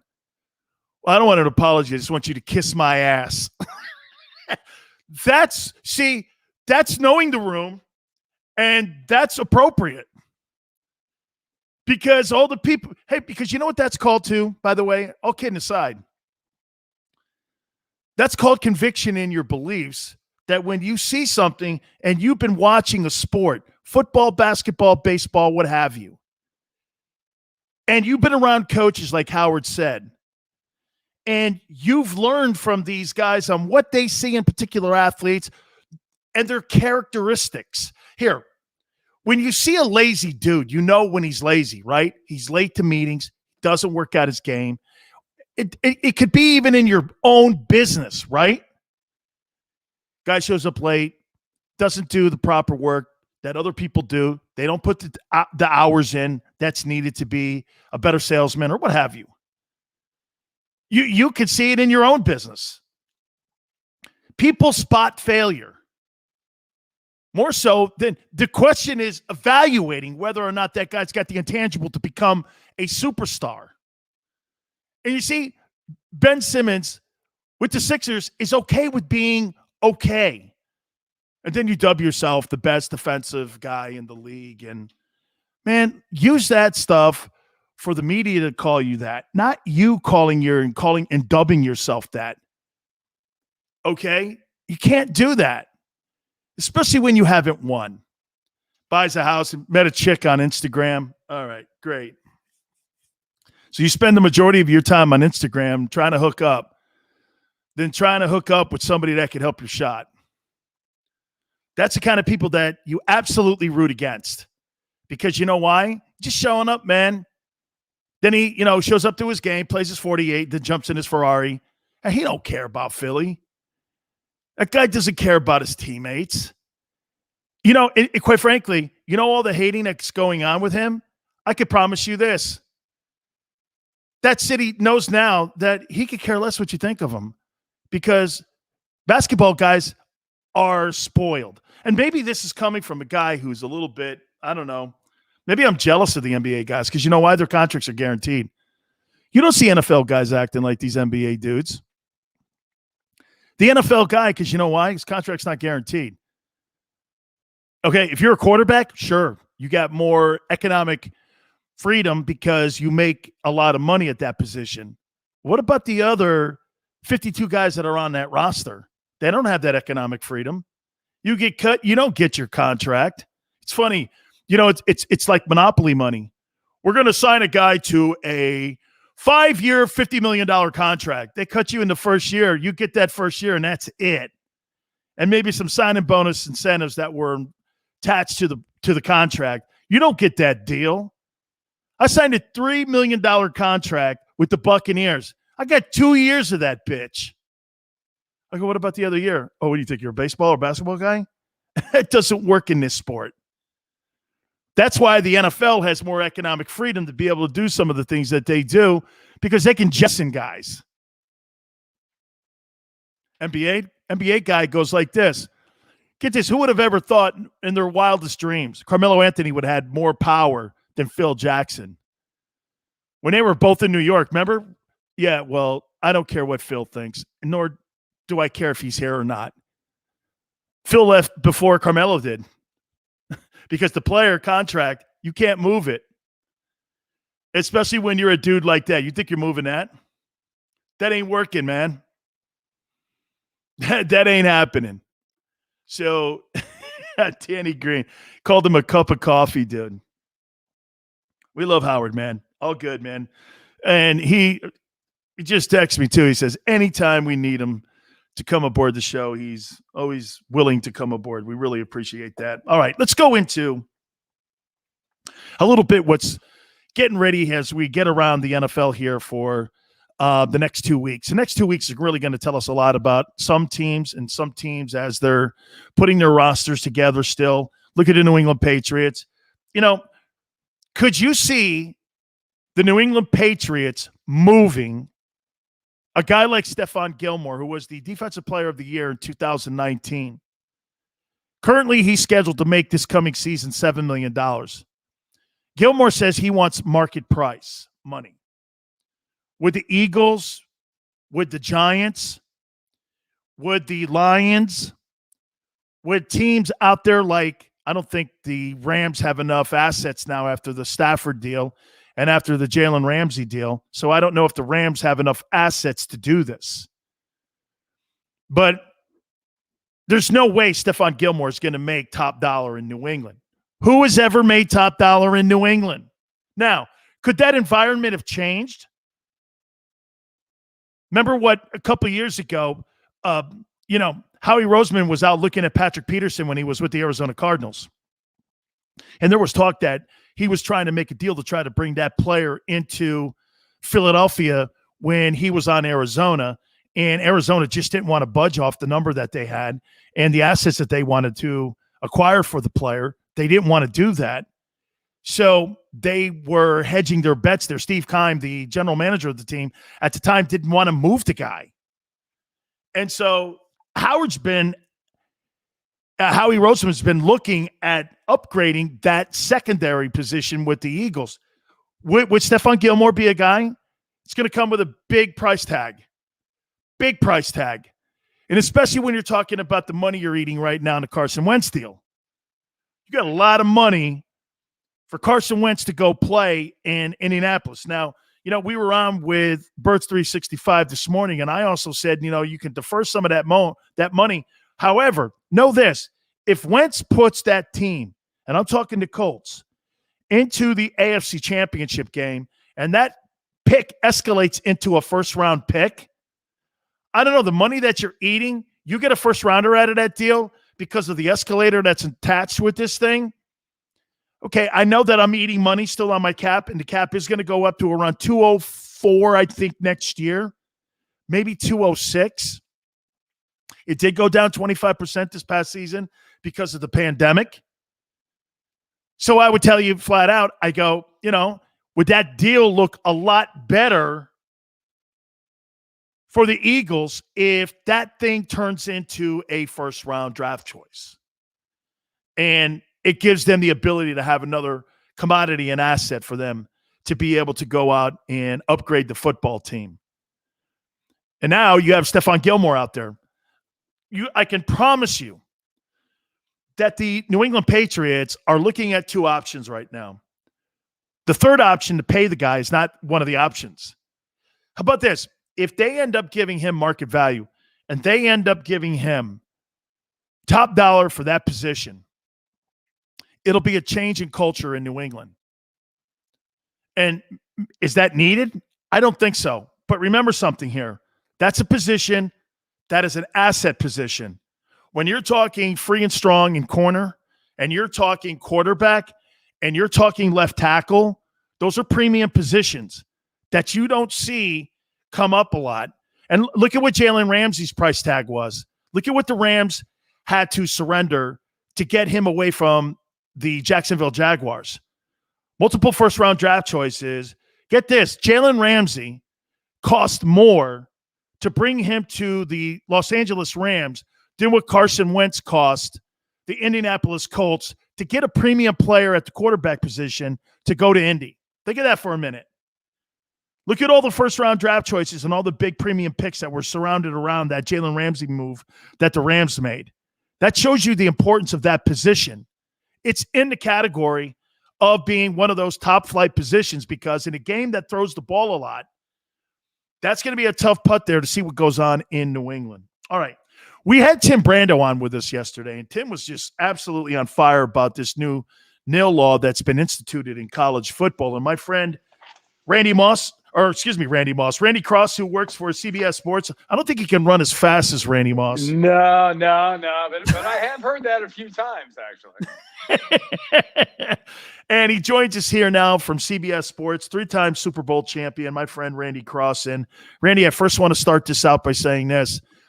Terry Donahue was a friend of ours, and Terry Donahue will always go down, in my opinion, as the true Bruin that really, when you think of coaching and you think of all the great coaches that have been at that program, Donahue's name is synonymous with Bruins football. I just want to get your thoughts on the passing of Terry Donahue. Yeah, it hits you kind of hard. I got to be honest. I never knew him as a head coach. He was an assistant coach for Pepper Rogers at Kansas when I first met him, because he was kind of cruising by. He was in LA. They hadn't gotten the job yet at UCLA, but he was coming by, and they were because my high school coaches, all three of them played on that Rose Bowl team in '66. So he was just coming by to see his boys, and I got to have to be introduced to him then. What an amazing guy. He and Andrea, his wife and his kids, his, heart goes out to them. He was something. I mean, he was the best. He and Bob McKittrick were the best offensive line coaches I was ever around. And I have no delusions. Anything I was able to do because I had coaches like that.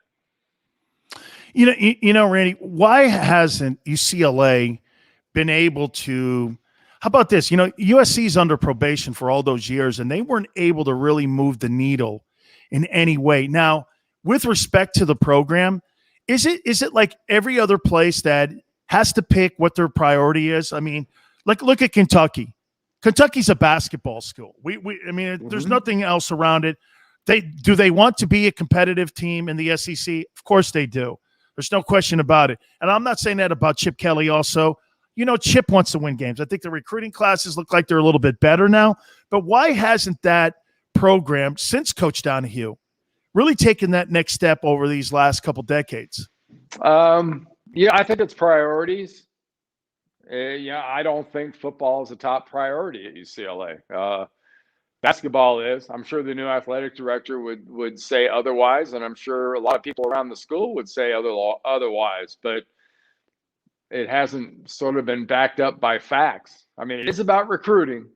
Let's not, fool ourselves. That's number one in everything when it comes to college football.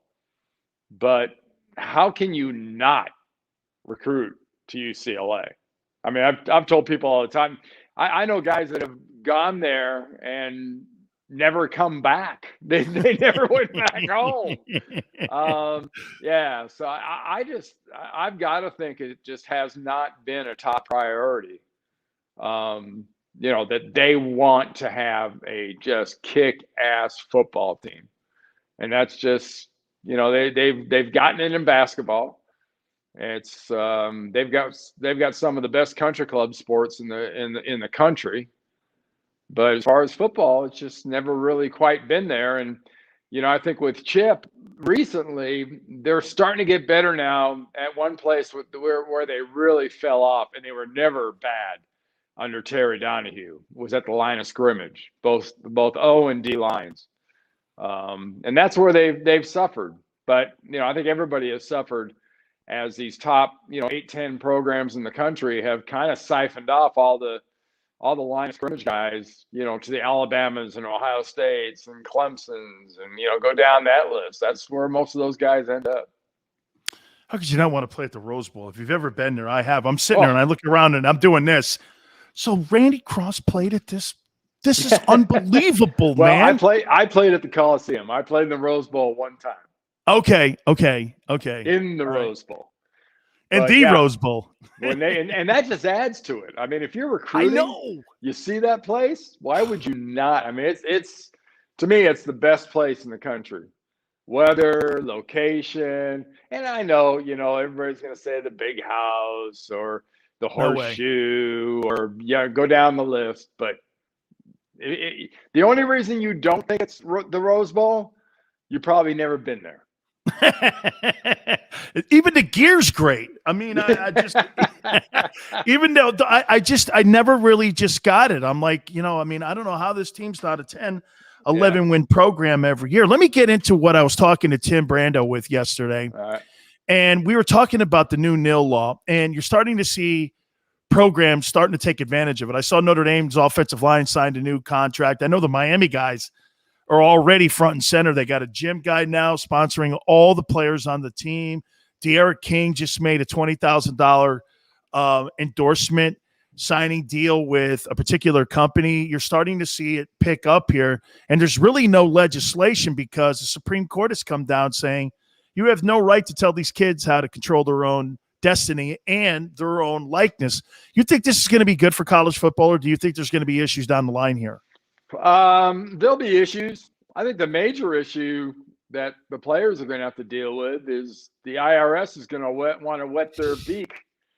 They're going to want to dip it in and get their little percentage, which those guys will find out really fast. It's not a little percentage. Welcome to the real world. Right. And they're going to miss the old days of cash in a bag. But yeah, I mean, it's going to be semi-uniform. I love the way things are being rolled out here initially, where companies are saying, look, we'll take this position group, or, we'll take the offense and we'll pay them this much. And that's cool. I like that part of it. The reality is the same thing as it's always been. The big dogs are going to get the big deals. And, it's going to be overall, I think it'll be good for the sport. I don't think it's going to be bad. It's going to be a legislative nightmare trying to keep this straight. I mean, compliance might be a bigger department than the athletic department, just kind of keep up with this stuff. But yeah, I mean, it's modern. It's kind of where we are, and why fool ourselves much longer? I remember back in the day, right after the '84 Olympics, Carl Lewis had his house. I think it was like 86, 87. He had his house broken into down in Houston, and they talked about how he had like a couple $100,000 in jewelry and art and cash taken out of his house. And I'm going, well, wait a minute, hold on. This is an amateur athlete. What do you mean? Who's got that hanging around? At that point, I'm going, I've been playing in the NFL for 8 years. I don't have that in my house. Right on, man. I mean, I think you're right in how this thing's going to be a perception issue here when it comes to, okay, so the players now have money. Here's something else, too.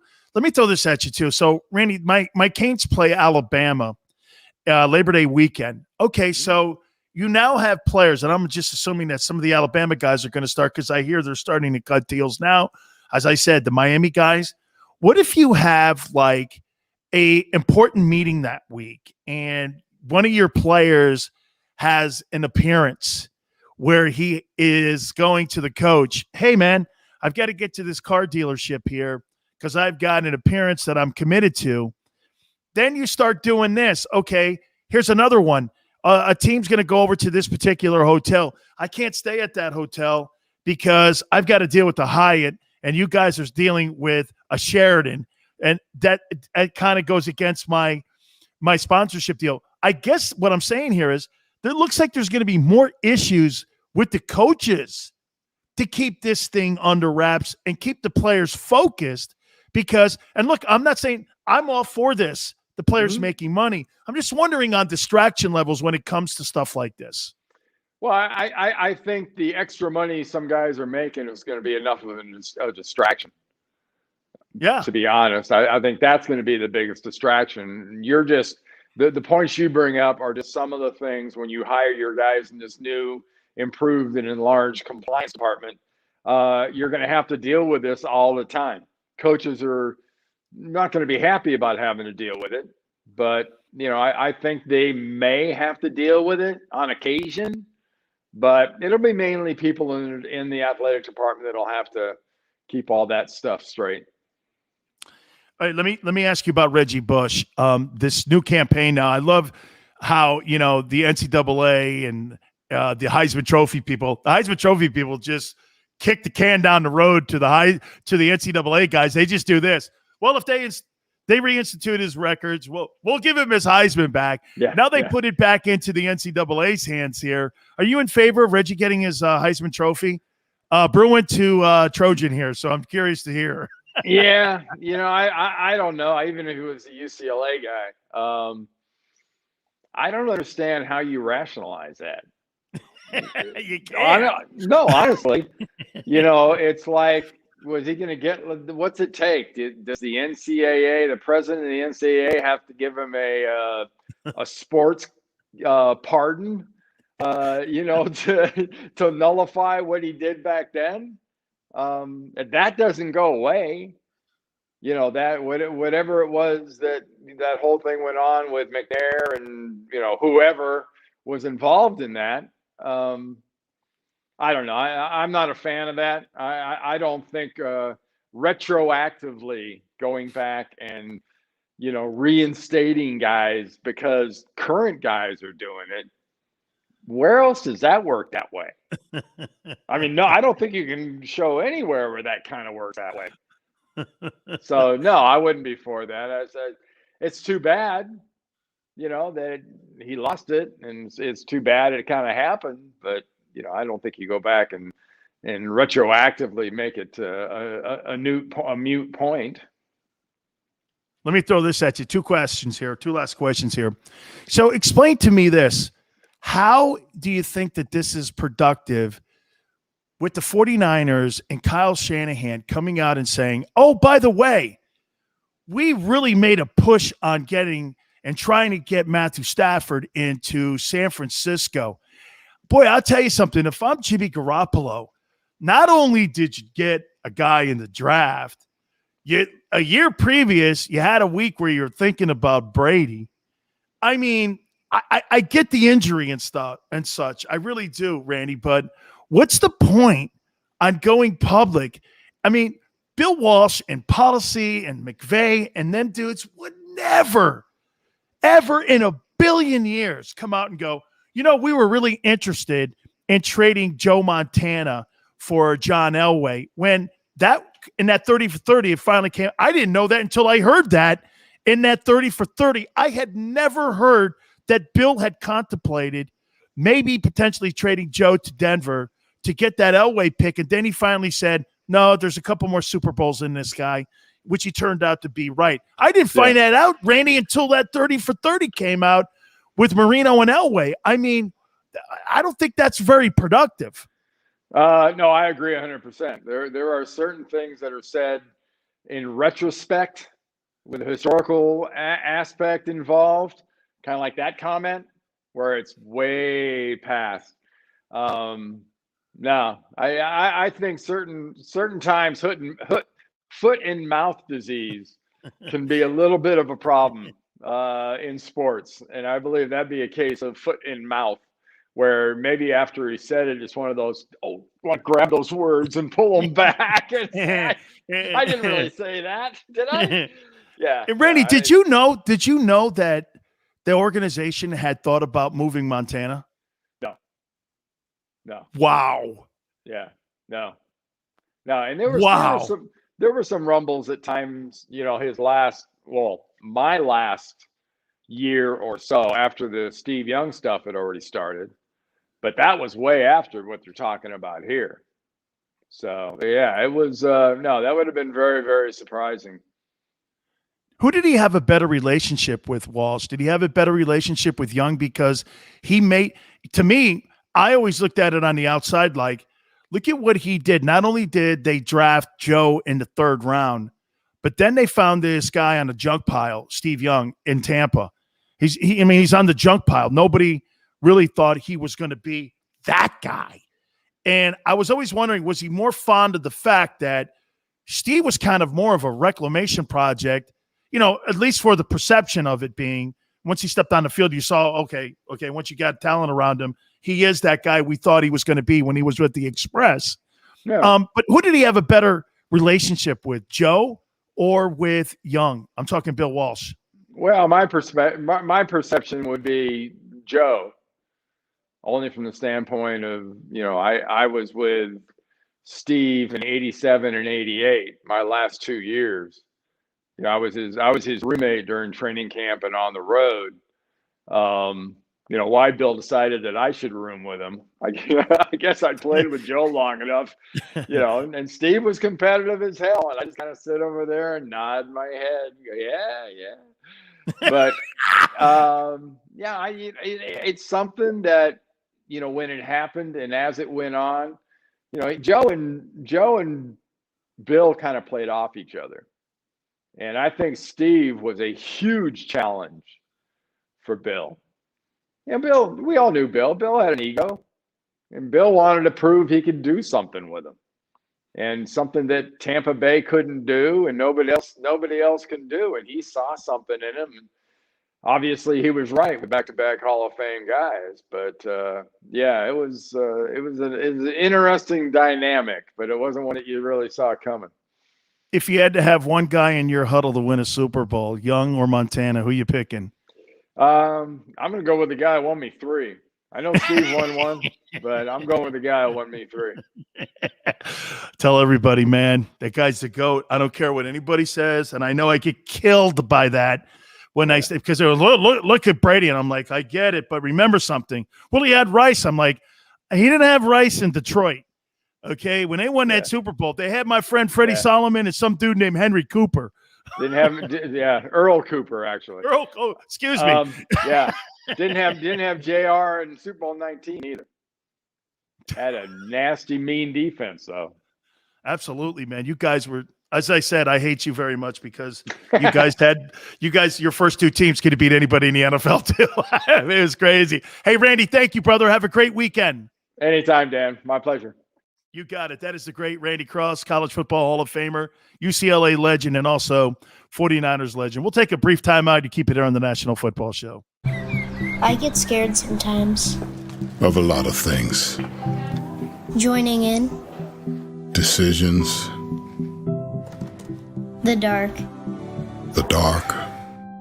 But I once heard someone say, But as I always say, it's okay to be afraid. As long as you face the fear. And keep moving forward.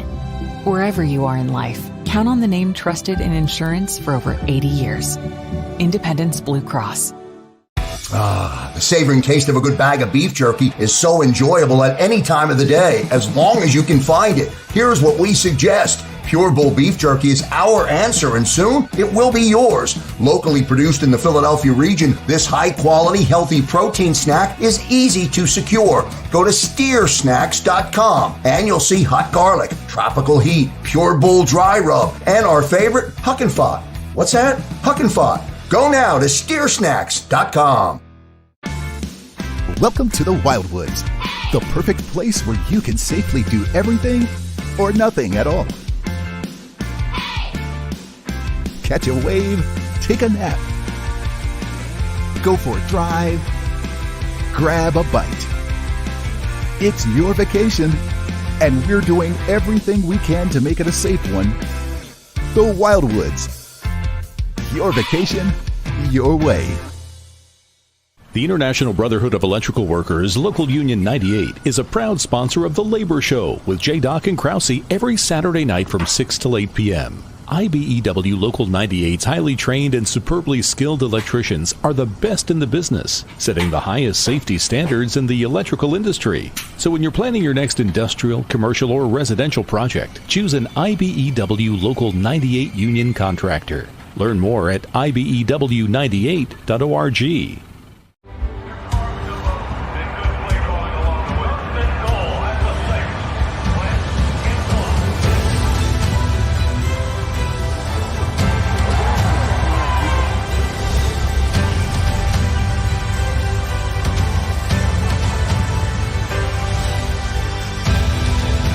Field of life, First Trust Bank is there for you. Champions on 3. 1, 2, 3. Because Philadelphia dreams deserve a Philadelphia bank. This is a key. It's a family tree. It's a pair of wings. It's a secret handshake. And a ticket to anywhere in the world.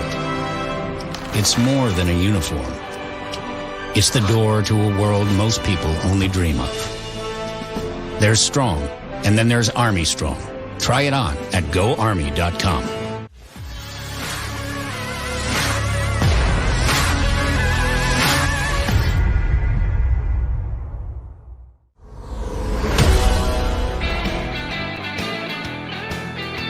Welcome back to the National Football Show. Dan Sileo.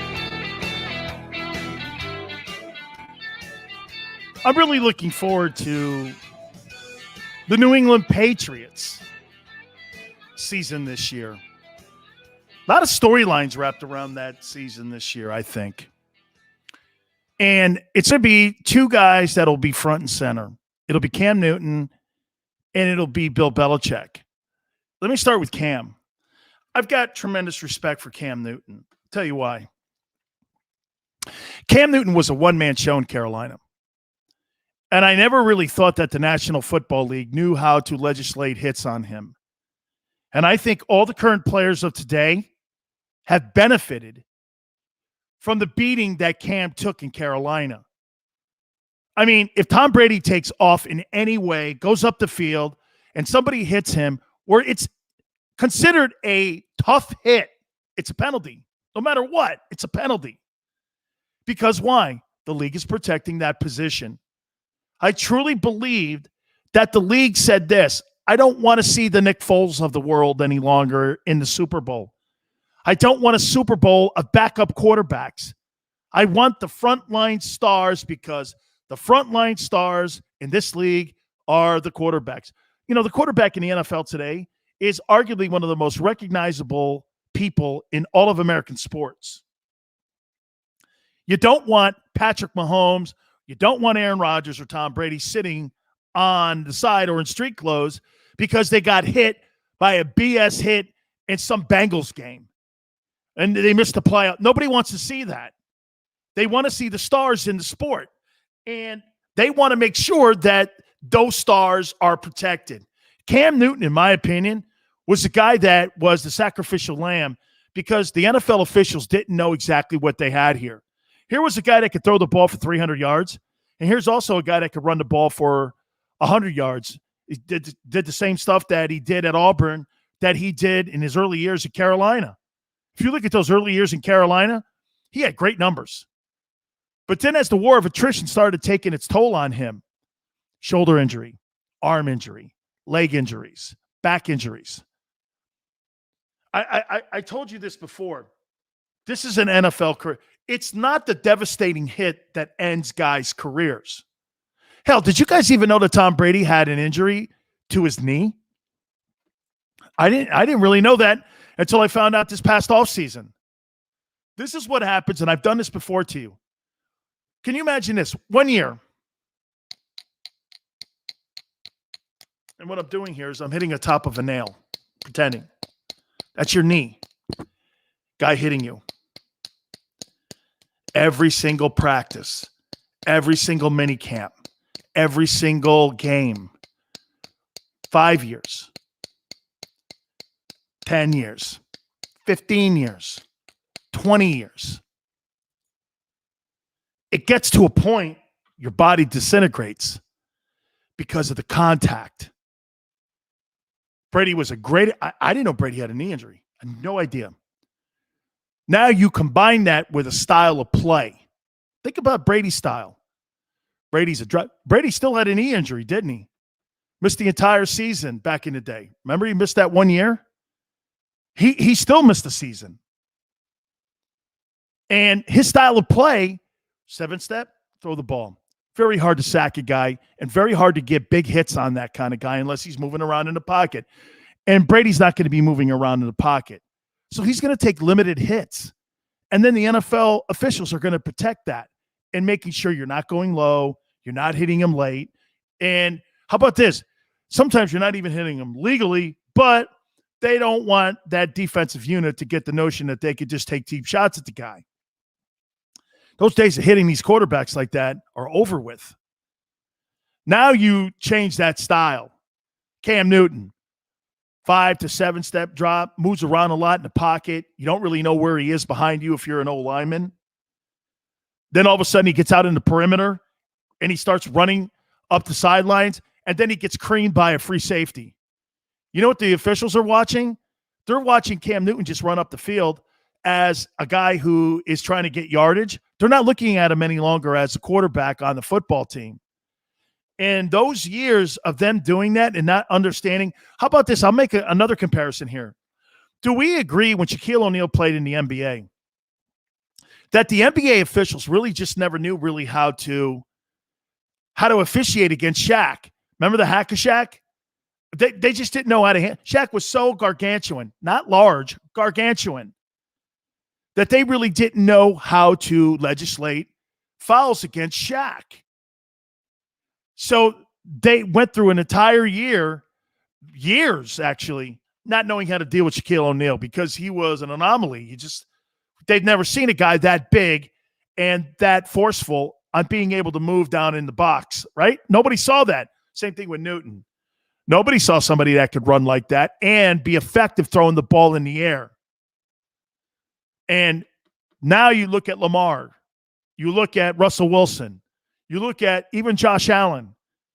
They make sure that those players are looked at as quarterbacks running down the field and not just running backs running down the field.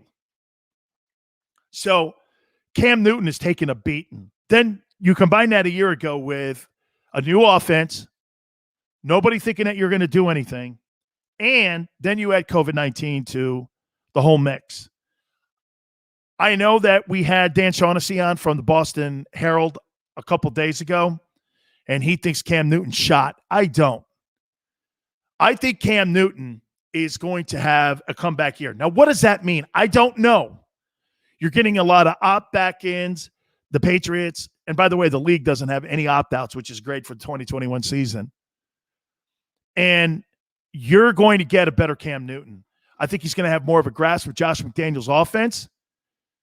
They love him up there. Now, could you see Mac Jones? Listen, when you draft a guy in the first round, as high as a pick as he was taken, you're not drafting that guy to sit him on his ass, the Alabama quarterback they drafted in the first round. That kid's going to play, okay? But you got to remember something about the dynamic that's in New England with Belichick now. Bill's got 6 Super Bowl rings, right? Brady just won one. He's got that hanging over his head. And there's another goal out there for him. You know, we talk about winning. We talk about your place in history. Bill's is solidified. But Bill's trying to run down now Don Shula as well. He's trying to get to the all-time winningest wins for a head football coach in NFL history before he bows out. He's already the all-time postseason wins head coach, and now he's on the cusp of being potentially the all-time regular season. It depends on what he does over these next few years here, to be quite candid. You know, I'm not so sure that we're talking about him trying to win a Super Bowl again. More as I think he's trying to win 10, 11 football games every year to get to that number, and then he bows out once he gets to that particular number.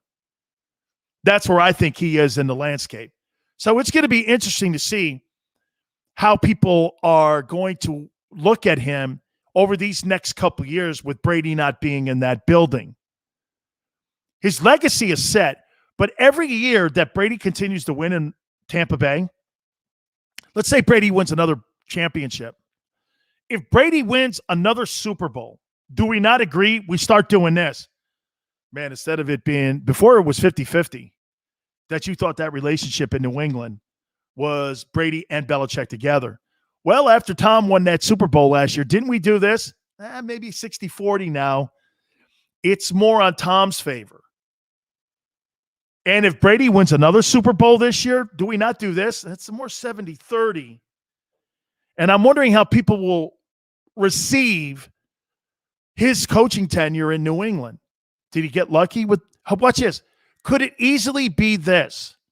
Hey, this guy just got lucky. And he landed a gold mine. Remember something. He was drafted in the 6th round. I said this yesterday. Patriots did miss on him 5 times. Did he just get lucky and he landed on Brady? and it changed his fortunes as a head coach. Could that be possible? A lot to see in this 2021 season for Belichick and that football team. I can't wait to see. I hope Cam comes back too. By the way, Krause, great day today. We really appreciate it. Hey, Birds 365, we were on this morning. We appreciate everybody coming aboard here, man. Thank you, Big Joe. Don't forget, if you missed any of the show, you can go over to the JAKIB Media channel, like it, share it, watch it over the weekend too. We really appreciate it. We'll catch you Monday morning going 4 to 6 Eastern time. We'll see you on the